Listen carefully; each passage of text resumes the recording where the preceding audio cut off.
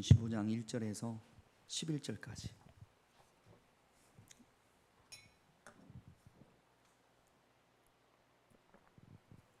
우리 화면에 있으니까 제가 한 절 여러분들이 한 절 그렇게 교독합니다. 어떤 사람들이 유대로부터 내려와서 형제들을 가르치되 너희가 모세의 법대로 할례를 받지 아니하면 너희 구원을 받지 못하리라 하니, 바울 및 바나바와 그들 사이에 적지 아니한 다툼과 변론이 일어난지라. 형제들이 이 문제에 대하여 바울과 바나바 및 그 중에 몇 사람을 예루살렘에 있는 사도와 장로들에게 보내기로 작정하니라.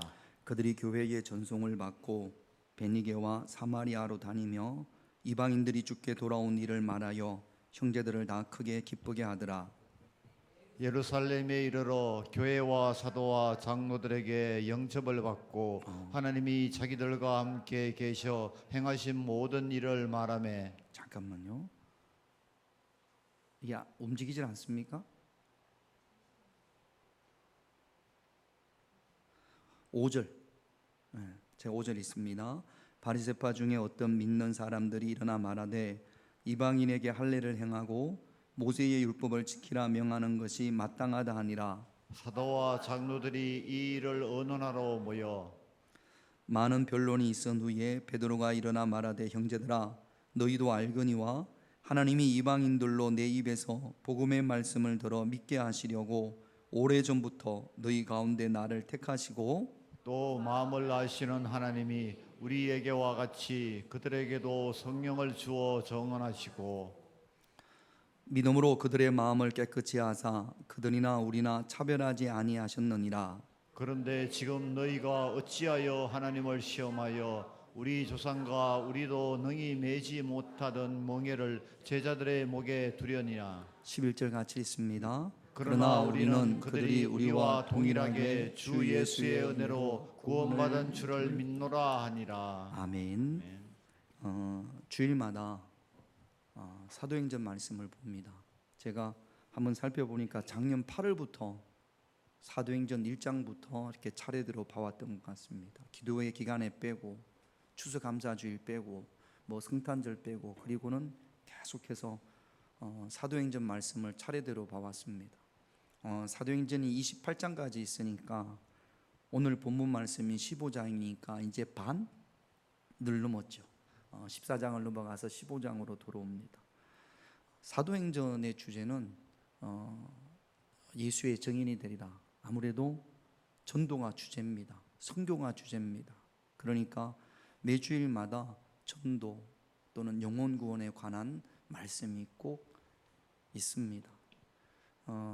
제가 우리 성도님들 사정을 들어보면 기도할 때마다 늘 새벽에 기도하면 무릎이 아프신 분, 허리가 아프신 분, 어지러운 분, 또 자녀들의 결혼을 위해서, 또 결혼한 자녀는 자녀를 있기를 원해서, 또 사업을 위해서 물질적인 어려움, 이게 참 교인들의 삶이 쉽지 않습니다. 녹록치 않습니다.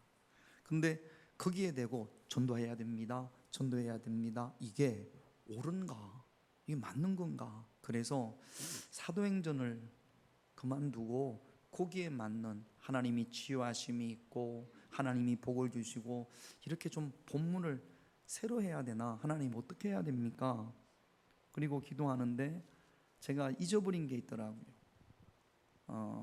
이런 갈등은 저만 한 게 아니었습니다. 예수님의 제자 사도들도 온통 관심이 육신의 것, 이 세상의 것에 관심이 있었거든요. 예수님께서 부활하셔서 제자들을 모아놓고 사도행전 1장에 보면 너희는 몇 날이 못되어 성령으로 세례를 받으리라. 성령으로 세례 받으면 너무 좋잖아요. 그러니까 제자들이 그 이야기를 듣고 주님 그렇습니까? 그러면 성령 세례를 우리가 받으면 이스라엘 나라를 우리가 성령 세례 받으면 그때가 되면 하나님께서 이스라엘을 회복시켜 주십니까? 이스라엘의 회복이라는 것이 지금 유대인들의 온통 관심은 뭐 때문에 가장 힘드냐? 로마의 정복을 당해서 식민지로 살아가는 게 너무 자존심도 상하고 너무 힘들어요. 로마 사람들이 세금도 떼가지 막 그렇게 하니까 언제 우리가 좀 독립할 수 있을까? 언제 우리가 해방될 수 있을까? 이게 유대인들의 전체적인 관심, 이스라엘 사람들의 전체적인 관심이었어요. 그러니까 예수님이 너희는 몇 날이 못 되어 세례를 받으리라 그랬더니 얼렁 자기 현실의 문제를 이야기를 합니다. 그러면 그때가 되면 성령이 임하면 내 무릎이 낫습니까? 성령이 임하면 내 허리가 낫습니까? 성령이 임하면 우리 아이의 직장이 열립니까? 성령이 임하면 우리 아이 집에 아이가 생깁니까? 사업장이 열려집니까? 이렇게 묻는 거거든요.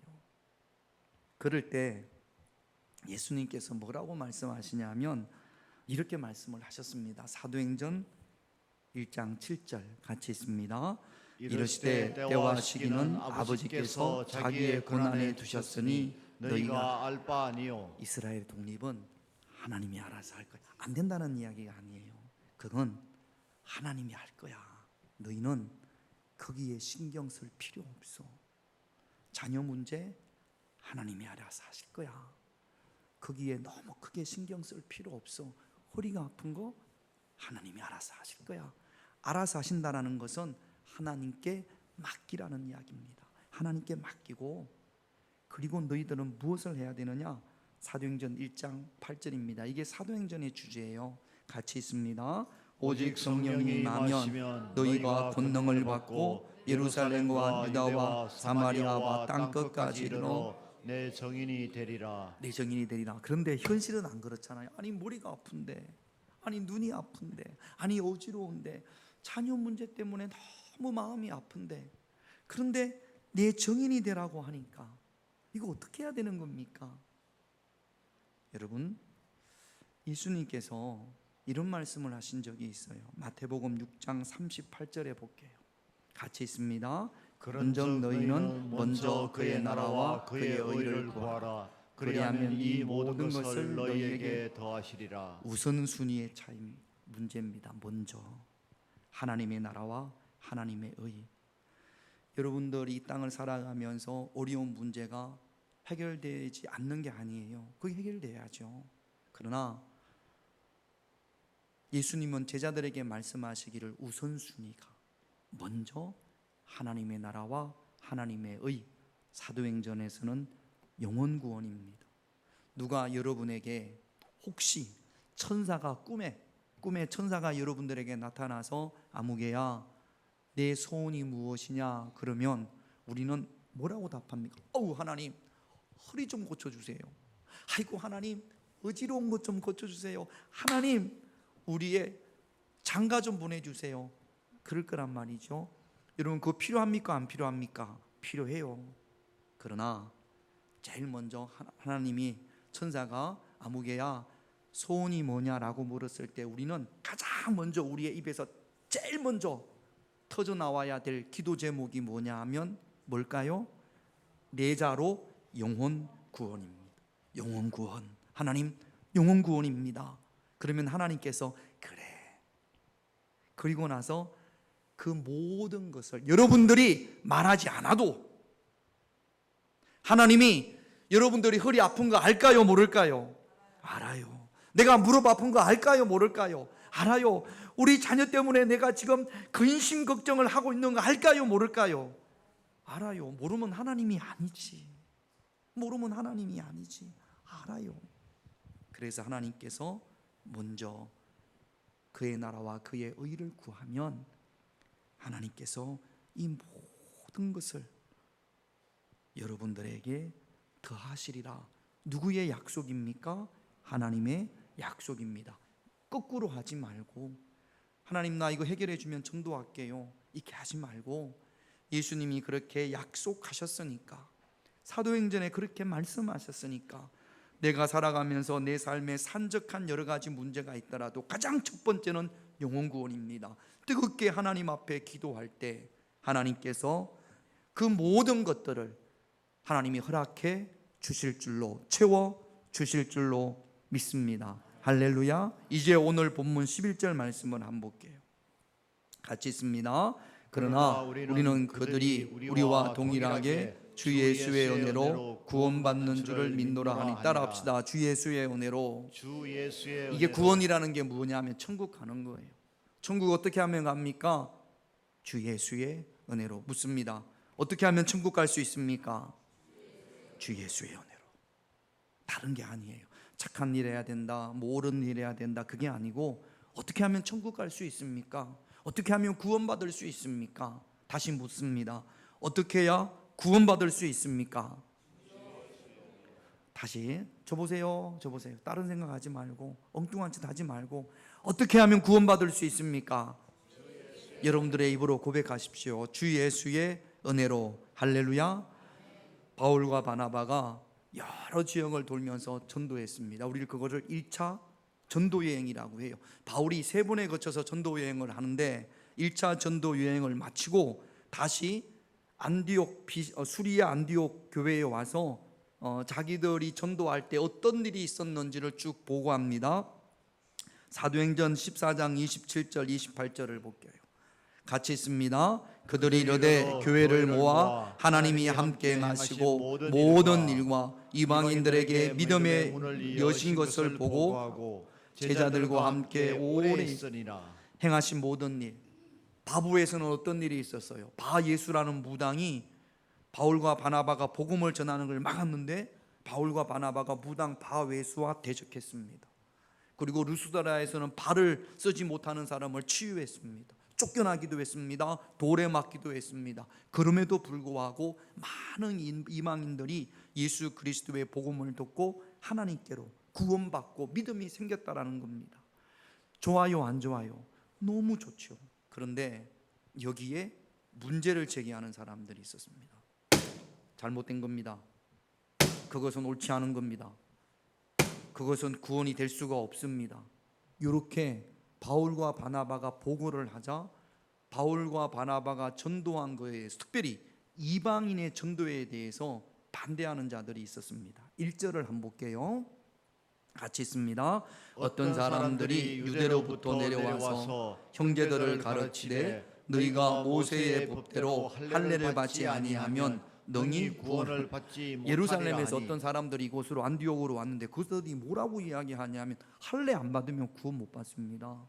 예수 믿어도 할례 안 받으면 구원받지 못합니다. 자, 지금까지 바울은 어떻게 하면 구원받습니까? 시작! 또 잊어먹었네. 어떻게 하면 구원받습니까? 그랬는데 오직 주 예수의 은혜로 구원받습니다. 그랬는데 이 사람들이 교회 와가지고 뭐라고 그러냐면 아니에요. 오직 주 예수의 은혜로 구원받는 게 아니에요. 주 예수의 은혜 플러스 할례 받아야 됩니다. 할례만 이야기하는 것이 아니라 모세의 율법을 다 지켜야 된다는 거죠.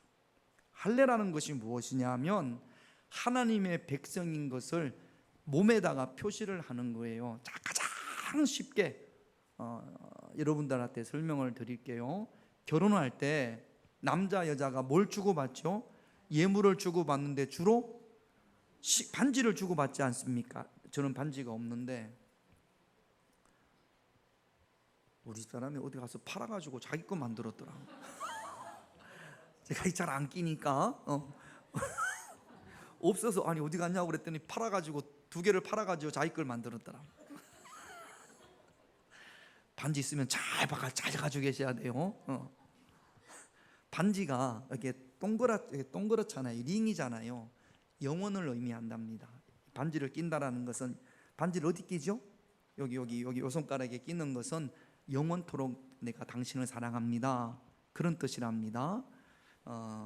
그런데 제가 어떤 오래된 영화인데요. 남자 주인공이 미국 영화입니다. 남자 주인공이 잘 생겼어요. 그래가지고 이제 공항에서 나오는데 그 공항 직원이 이 남자 주인공이 너무 잘 생겼으니까 이 공항 직원이 이 남자 직원한테 이렇게 잉크를 하네. 장로님, 모르는 여자가 장로님한테 이렇게 하면 어떻게 해야 돼요? 그럼 됩니까 안 됩니까? 윙크를 했더니 이 남자 주인공이 어떻게 하냐면 반지를 이렇게 보여주더라고요. 뭐라는 이야기예요? 나는 결혼했습니다. 나는 한 사람만, 한 여인만 사랑합니다. 반지는 결혼의 상징입니다. 그런데 남자가 반지를 끼고요, 이 여자 저 여자 만나고 다니고 그러면 이 반지의 의미가 있습니까? 없습니까? 없어요. 아무런 의미가 없어요. 반지를 혹시 누가 유혹하더라도 윙크를 하더라도 반지를 보면서 아니야, 나는 결혼했어, 나는 내 아내만 사랑해야 돼, 내 아내만 바라봐야 돼. 뭐 여자들도 마찬가지죠. 나는 결혼했어, 내 남편만 바라봐야 돼. 이게 반지의 의미란 말이죠. 할례가 그래요. 몸에다가 표시를 해서 그 할례를 볼 때마다, 할례당을 볼 때마다 아, 나는 하나님의 백성이지, 나는 하나님의 백성답게 살아가야지, 긍휼히 여기고 사랑하고 또 관용을 베풀고 힘들고 어려운 일이 있으면 하나님 앞에 기도하고 하나님의 백성답게 살아야지. 그래야 되는데 처음에는 그랬어요. 그러라고 하나님께서 할례를 행하라고 말씀을 하셨는데 시간이 지나면서 할례에 하나님께서 할례를 하라고 하신 본래 의미는 사라졌습니다. 반지 끼고 이 여자 저 여자 만나는 것처럼 할례 받았음에도 불구하고 우상을 섬기고 가난한 자들을 착취하고 시기하고 질투하고 싸우고 미워하고 전혀 하나님 백성답게 살지 못한단 말이죠. 그리고는 할례 받았냐고 물어보는 거죠. 할례의 의미가 다 사라졌습니다. 그러면서 자기들은 나는 하나님의 백성이라는 거죠. 하나님이 보실 때 기가 막히는 거예요. 아니 여러분, 남편이 반지를 끼고 이 여자 집에서 한 달 살고 오고 저 여자 집에서 한 달 살고 와가지고 집에 들어와가지고 여보 나는 당신이랑 결혼했어, 나는 당신밖에 없어, 그러면 여러분 좋아요 안 좋아요? 그런 남자들 어떻게 해야 됩니까? 잘라버려야지. 손가락을 자르든지 어떻게 해야지. 그런 거란 말이죠. 지금 유대인들이 전혀 하나님의 말씀대로 하나님의 뜻대로 살지 않으면서 할례받은 백성이라고 거기에서만 자부심을 가지고 있단 말이죠. 그래서 바울이 이렇게 이야기합니다. 로마서 2장 29절을 한번 볼게요. 로마서 2장 29절 같이 있습니다. 오직 이면적 유대인이 유대인이며 할례는 마음에 할지니 영에 있고 율법 조문에 있지 아니한 것이라. 그 칭찬이 사람에게서가 아니요 다만 하나님에게서니라. 이면적의 반대말은 표면적입니다. 겉으로 드러나는 유대인이 진짜 유대인이 아니고, 이면적이라는 것은 겉으로 나타나거나 눈에 보이지 않는 부분, 속, 그들의 삶, 진짜 속 사람이 유대인일 때 진짜 유대인이라는 겁니다. 그래서 할례를 몸에 받지 말고 마음에 받아라. 마음에. 내 마음에 하나님의 백성임을 알고 하나님의 백성답게 살으라는 이야기입니다. 자, 그렇다면 할례를 비롯한 모세의 법, 율법이라고 합니다. 구약에 618가지의 율법이 여기 모세오경에 보면 창세기부터 뭐 주로 레위기겠죠. 출애굽기 레위기에 보면 618가지의 율법이 기록되어 있답니다.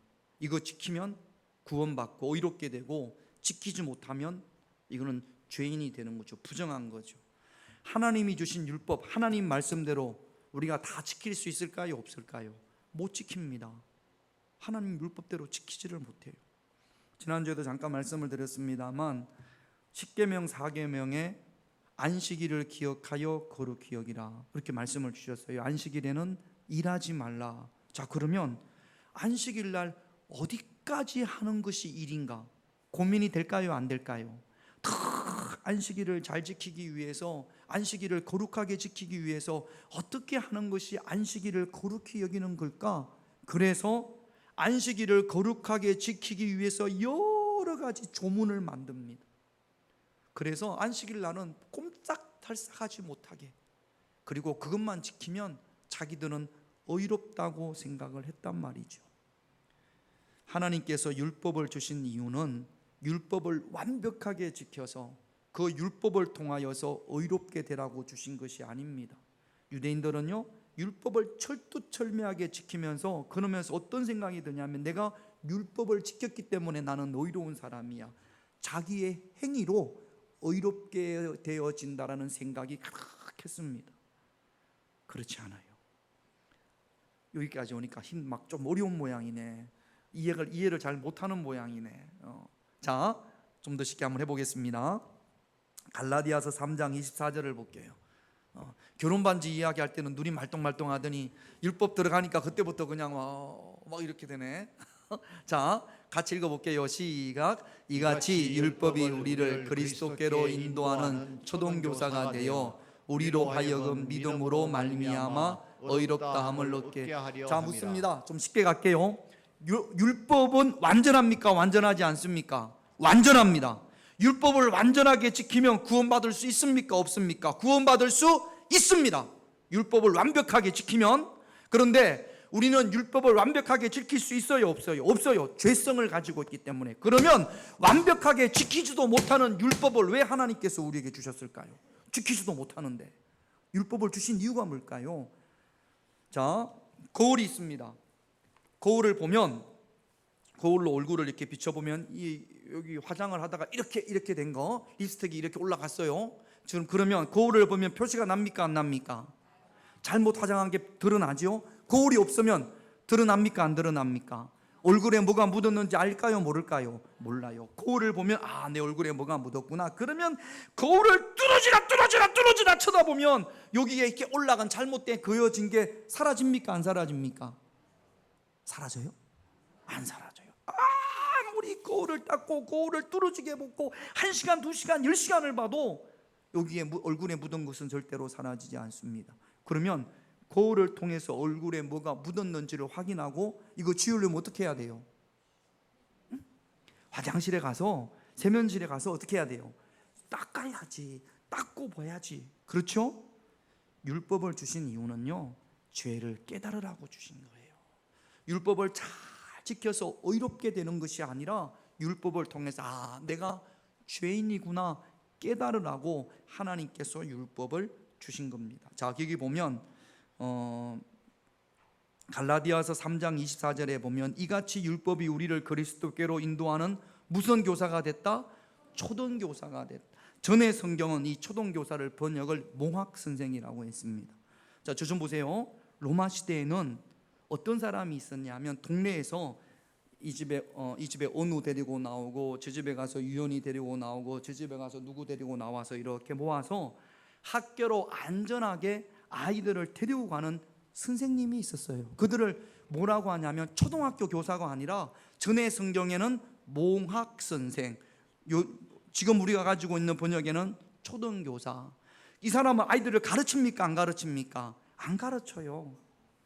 요즘 고등학교 보면 왜 봉고차 선생님, 봉고차 아저씨 있죠? 애들 모아가지고 학교까지 안전하게 데려다 주는 분. 요즘 유괴 사건이 많아가지고요. 애들 또 마칠 때 데려다 주나요? 학교를? 엄마들이? 또 마칠 때는 엄마들이 데려오고 그런다고 그래요. 아무튼 로마 시대에는 그 역할을 하는 사람이 있었습니다. 그 사람을 초등교사라고 해요. 이 사람은 아이들을 안전하게 어디로? 학교까지 데려다 주는 역할을 하는 거죠. 율법이 그 역할을 하는 겁니다. 율법이 죄인인 우리를 어디에로 인도해요? 예수님에게로. 예수님의 보혈로 인도하는 역할을 하는 것이 율법입니다. 할렐루야. 율법주의자들은요, 자기들이 율법을 잘 지키기 때문에 율법을 지키지 않는 자들을 정죄하고 판단하고 비판하는 경우들이 참 많습니다. 자, 5절을 한번 볼게요. 오늘 본문 5절 같이 있습니다. 바리새파 중에 어떤 믿는 사람들이 일어나 말하되 이방인에게 할례를 행하고 모세의 율법을 지키라 명하는 것이 마땅하다 하니라. 바울과 바나바가 안디옥에서 할례 받아야 구원받습니다. 이 사람들하고 아무리 싸워도 결론이 안 나서 안디옥 교회가 바울과 바나바를 멀리 예루살렘으로 보냈습니다. 이 문제를 어떻게 해야 됩니까? 이 문제를 해결해 주십시오. 정답을 말해 주십시오.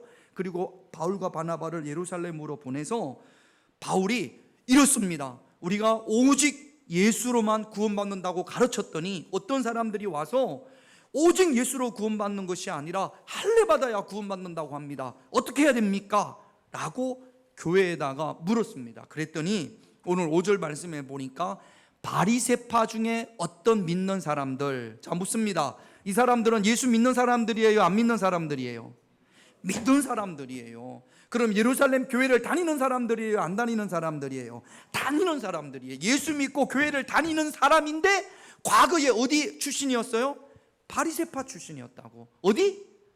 바리새파 출신은 율법을 철저하게 지켜야 된다고 어릴 때부터 그 아버지, 그 할아버지, 그 할아버지, 그 할아버지로부터 배워왔던 사람들입니다. 몸에 뱄어요.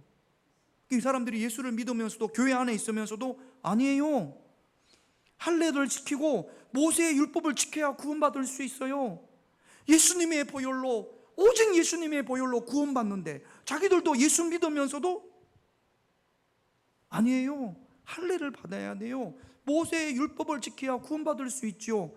그렇게 잘못된 신앙관을 가지고 있는 겁니다.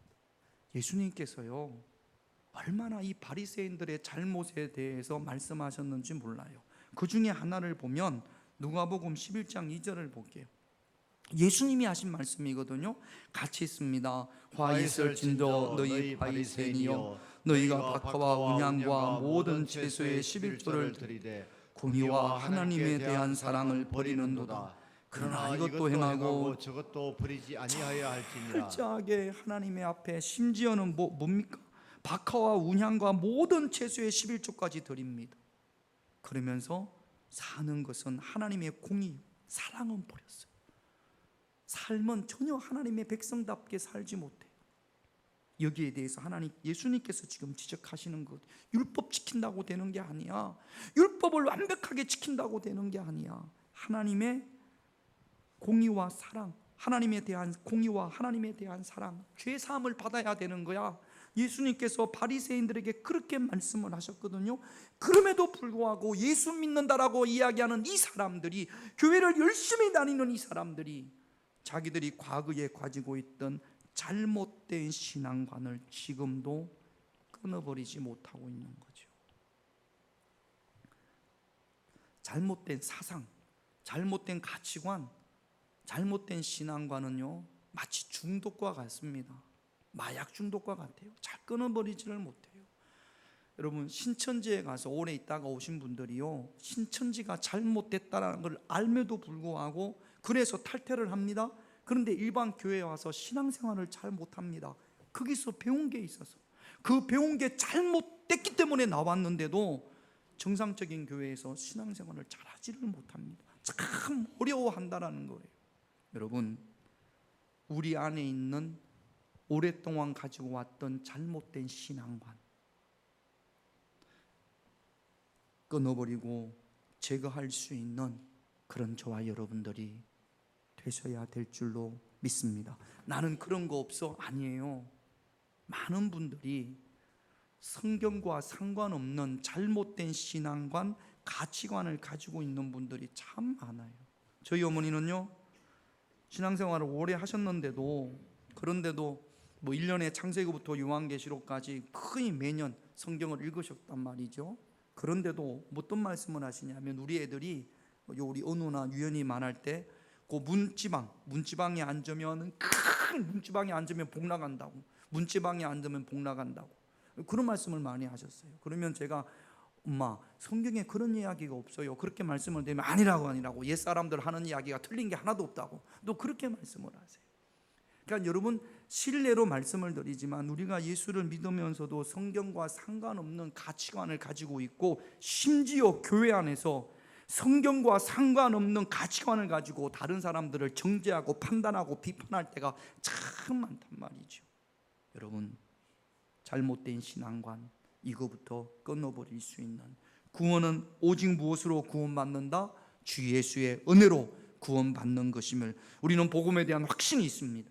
그 복음에 대한 확신과 함께 잘못된 가치관, 잘못된 신앙관, 성경에서 말하지 않는 잘못된 가치관과 신앙관을 기꺼이 끊어버릴 수 있는 그런 저와 여러분들이 되시기를 주님의 이름으로 축원드립니다. 두 번째, 오늘 본문 2절 말씀을 한번 볼게요. 2절 같이 있습니다. 바울 및 바나바와 그들 사이에 적지 아니하는 다툼과 변론이 일어난지라. 형제들이 이 문제에 대하여 바울과 바나바와 및 그 중에 몇 사람을 예루살렘에 있는 사도와 장로들에게 보내기로 작정합니다. 안디옥 교회 이야기입니다. 안디옥 교회에서 큰 싸움이 일어났어요. 바울과 오직 예수로 구원받는다라는 바울과 할례 받아야 구원받는다라는 사람들과 큰 다툼이 일어났어요. 묻습니다. 교회에서 싸우면 돼요, 안 돼요? 근데 초대교회의 가장 모범이라고 이야기하는 이방인 전도의 가장 모범이 되는 이 교회가 지금 싸웁니다. 크게 싸웁니다. 여러분, 교회에서 싸워야 될 때가 있어요. 조금도 물러섬이 없이 싸워야 될 때가 있습니다. 그때가 언제입니까? 누군가 잘못된 복음을 전할 때. 잘못된 복음을 전할 때는 여러분 조금도 양보해서는 안 돼요. 제가 목사인 제가 강단에 있어서 여러분 할례 받아야 구원받을 수 있습니다. 그럼 어떻게 해야 돼요? 아멘 하겠지. 할례 받아야 구원받을 수 있습니다. 그러면 아멘 하겠지. 두 손 들고 할렐루야 합시다. 그러면 그 중에서 또 할렐루야 그런 분들이 있을 수 있어요. 목사님하고 싸우면 안 된다. 아니에요. 복음을 잘못 전하는 것은 조금도 양보가 있어서는 안 됩니다. 누군가 여기서 이만희가 보혜사입니다, 이만희 총재가 보혜사입니다, 그런 분이 있으면 어떻게 해야 돼요? 긍휼히 여기고 불쌍히 여기고 그래야 됩니까? 그래요 그럴 수도 있어요, 그럴 수도 있죠. 그래야 됩니까? 절대로 그래서는 안 됩니다. 조금도 물러섬이 없어야 됩니다. 복음을 잘못 전할 때, 하나님의 말씀을 잘못 전할 때 그냥 두면 우리의 영혼이 망가지고 교회가 무너지는 겁니다. 그 외에 그러면 제가 목회를 한 20년 넘게 했는데 교회 안에서 잘못된 복음을 전함으로 다투는 일이 있었을까요, 없었을까요? 한 번도 못 봤어요. 성경 가지고 싸우는 경우는 한 번도 못 봤어요. 교회 안에서 이 성경이 맞습니다, 틀립니다, 복음이 잘못 전해졌습니다, 이런 것 가지고 싸우는 경우는 장로님들끼리 그거 가지고 싸우는 건 제가 한 번도 못 봤어요. 주로 뭐 때문에 싸웁니까? 김장이 짜다, 싱겁다. 지난주 우리 짜장밥 먹었잖아요. 짜장이 짜다, 싱겁다. 이것 때문에 싸우는 거죠. 본질적인 문제로 싸우는 경우들은 거의 없고 다 비본질입니다. 짜장 짜다 싱겁다 싸우는 건 아무것도 아니에요. 가장 많이 싸우는 게 뭐냐 하면 시기와 분쟁입니다. 누가 주도권을 가지고 있느냐. 주로 교회 안에서 가장 싸움이 많이 일어나는 곳은 어디예요? 주방입니다. 주방. 소뚜껑 이거 주도권이 누구에 있냐, 이것 때문에 가장 많이 싸우는 거거든요. 지금은 안 그렇지만 시어머니하고 며느리하고 가장 많이 다툼이 일어나는 곳이 그곳 아닙니까? 교회에서도 마찬가지예요. 자, 고린도전서 3장 3절을 볼게요. 같이 있습니다. 너희는 아직도 육신에 속한 자로다. 너희 가운데 시기와 분쟁이 있으니 어찌 육신에 속하여 사람을 따라 행하느냐. 여러분, 시기와 분쟁으로 인하여 다툼이 없기를. 교회의 대부분의 다툼은 이 시기와 분쟁입니다. 나를 무시해?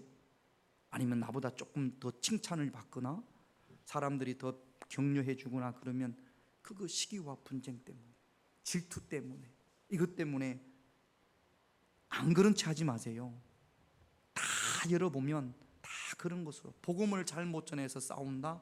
거의 없습니다. 시기와 분쟁으로 다투는 것은 육신에 속한 자이기 때문에 그렇습니다. 여러분 부탁드립니다. 우리 평화교회는 시기와 분쟁으로 다투는 일이 지난주보다 이번 주에는 많이 사라지기를, 완전히 없지는 않겠죠. 이번 주보다 다음 주에 더 많이 사라지기를. 할렐루야. 누가 나보다 먼저 했냐, 저거 내 건데 왜 저 사람이 가져갔냐, 이거하고 복음하고 상관이 있어요, 없어요? 없어요. 김치 내가 먹으려고 했는데 저 사람이 가져갔어. 그래서 막 화가 나. 이거는 복음하고 상관이 있어요, 없어요? 없어요. 그런데 그것 때문에 교회에서 마음이 상할 때가 있어요, 없어요? 있어요. 내가 줄 서서 먹으려고 그랬는데 다른 사람이 새치기 했어. 그래서 막 싸워. 복음하고 상관이 있어요, 없어요? 없어요. 근데 그것 때문에 싸워요, 안 싸워요? 싸워요. 예의가 있는 사람은 싸우지는 않지만 속으로 미워하겠지. 여러분, 시기와 분쟁으로 다투는 일이 없기를 다시 한번 주님의 이름으로 부탁을 합니다. 싸워야 될 때는 언제요? 복음을 잘못 전했을 때. 싸우지 말아야 될 때는 시기와 분쟁으로 다툼이 없어야 될 줄로 믿습니다. 할렐루야. 이제 마지막으로 하나만 더 말씀을 드릴게요. 바울과 바나바가 안디옥에서 예루살렘까지 갑니다. 여러분, 이게 안디옥에서 예루살렘이 바로 옆 동네가 아니에요. 지금 제가 생각해 보면 지금 현재 나라를 보면 터키에서 출발을 해서 시리아를 통해서 레바논으로 와서 그렇게 이스라엘로 들어가는 겁니다. 몇 개 나라를 국경을 지나야지만 안디옥에서 예루살렘으로 가는 거거든요. 이 어떻게 해야 구원을 받는지 이 문제를 해결하기 위해서 바울과 바나바가 안디옥에서 예루살렘으로 갑니다. 그런데 그냥 가는 게 아니라 그 곳곳마다 세워진 교회가 있었습니다. 일부러 좀 둘러 가는 거죠. 교회를 들러서. 그래서 전도 여행 때는 회당을 들렸지만 예루살렘으로 갈 때는 이미 믿는 사람들이 모여 있는 교회로 가서 이렇게 합니다. 3절을 한번 볼게요. 3절 같이 있습니다. 그들이 교회의 전송을 받고 베니게와 사마리아로 다니며 이방인들이 주께 돌아온 일을 말하여 형제들을 다 크게 기쁘게 하더라. 베니게와 사마리아는 아마 대표적인 교회일 겁니다. 안디옥에서 예루살렘으로 가면서 교회마다 들러서 어떤 이야기를 하냐면 전도했을 때 이방인들이 주께 돌아온 일에 대해서 말을 합니다. 여기서 이방인들은 유대인들이 아닌 헬라인들 아니면 야만인들, 소위 그들이 말하는 야만인들, 이들이 하나님께로 돌아온 일을 이야기하자 크게 기뻐합니다. 여러분, 교회들이 가장 크게 기뻐해야 될 일이 뭐예요? 이방인들이 하나님께로 돌아올 때. 할렐루야. 다른 어떤 것보다 우리 김호 장로님이 지난주에 재취업을 하셨어요. 내일이 아니니까 별로 안 좋아하시네. 자, 기뻐요, 안 기뻐요? 기뻐요. 이것보다 더 기뻐해야 될 일이 뭐예요? 김호 장로님이 한 영혼을 주님께로 인도하셨습니다. 이 이야기가 우리는 뭐 기뻐할 일이 별로 없어가지고 그러니까 이방인들이 하나님께로 돌아왔다는 이야기를 듣고 교회가 크게 기뻐합니다. 교회가 크게 기뻐할 일을 감당하시는 저와 여러분들이 되시기를 바랍니다. 이 교회가 크게 기뻐했다라는 이야기는 하나님이 기뻐하셨다라는 이야기거든요.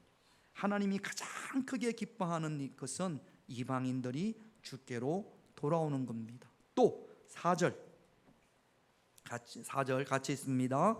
예루살렘에 이르러 교회와 사도와 장로들에게 영접을 받고 하나님이 자기들과 함께 계셔 행하신 모든 일을 말하며, 하나님께서 우리와 함께 하셔서 우리 가운데 도우셨던 모든 일들을 하나님께서 주로 전도할 때 하나님께서 이렇게 역사하셨고 하나님께서 이렇게 인도하셨고 하나님께서 이렇게 이끄셨습니다.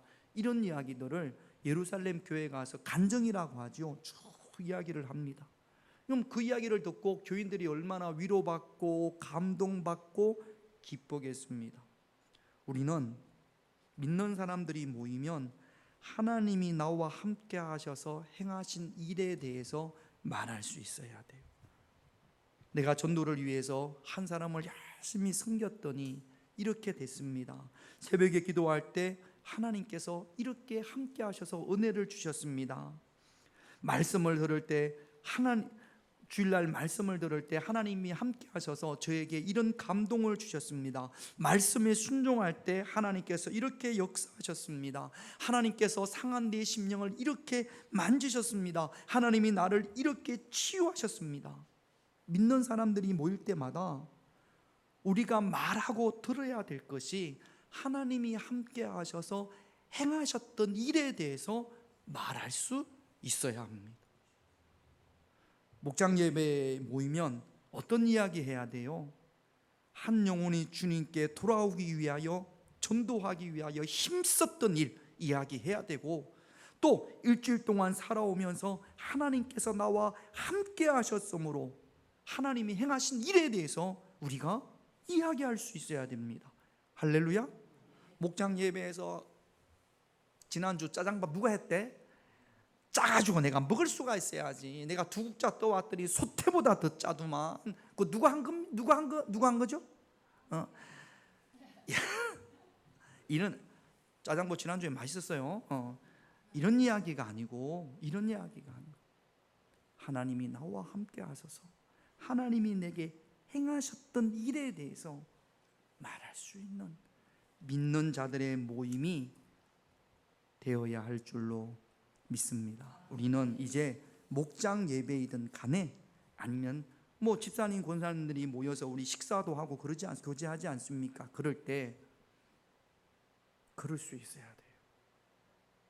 전도를 위해서 내가 섬겼던 일, 은혜 받은 일, 기도에서 응답 받은 일, 또 하나님 앞에 눈물로 기도한 일, 이런 이야기를 할 수 있어요. 그런 이야기를 듣고 기도하고 위로해주고 격려받고 격려해주는 그런 모임이